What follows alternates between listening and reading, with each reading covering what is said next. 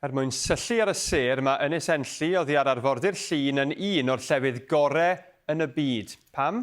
Wel, gan bod yr awyr mor dywyll, ac mae hynny'n swyddogol erbyn hyn, gan ei bod hi wedi ennill statws Noddfa Awyr Dywyll Ryngwladol, y gyntaf yn Ewrop.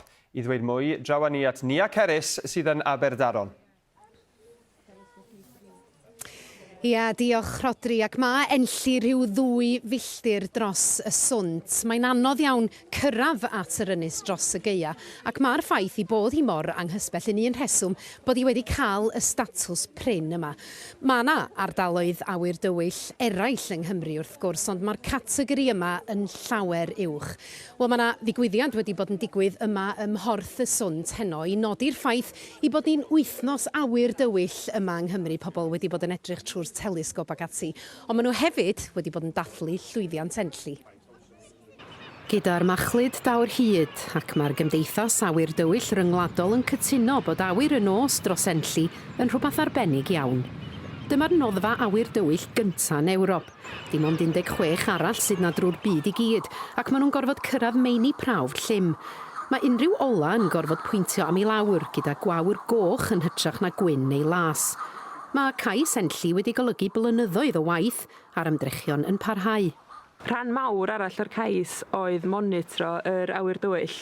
Mi fyddai'n parhau i wneud hynna yn defnyddio yr teclyn bach yma.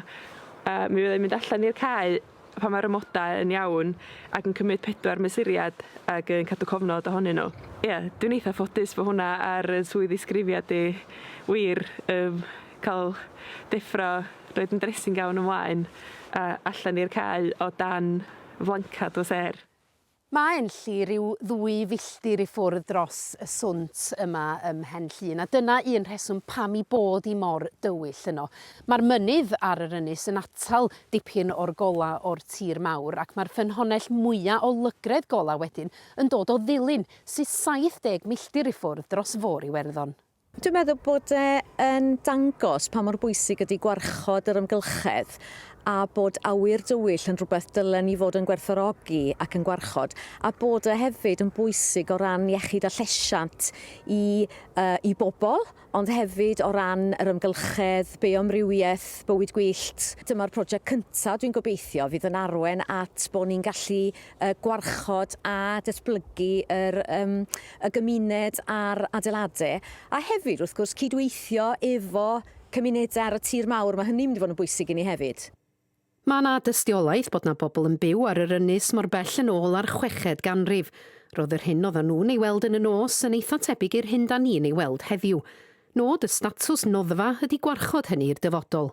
Un o'r pethau cyffroes yw bod hyn yn rhoi'r cyfle i ni nawr i gweithio efo wahanol cymunedau ar draws Gymru, ond hefyd i ni mae dilyn ar draws yr Môr Iwerddon. Hwna yw'r effaith fwyaf fawr ar ein llygredd golau, felly fysa'n gret i ni gael sgyrsiau efo pobl draw yn dilyn i weld os allan nhw lleihau eu llygredd golau i wella'r ansawdd yn Enlli ac i nhw yn Iwerddon ac yng Nghymru. Felly mae fe'n agor lan drysau ni i cael y trafodaethau yna gyda cymunedau draws Cymru, Iwerddon, ond Ewrop a'r byd hefyd.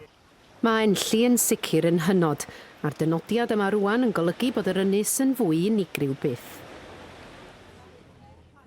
Wel, wrth gwrs, mae angen awyr glir i edrych ar y sêr, felly tybed sut dywyd sydd na i ddod.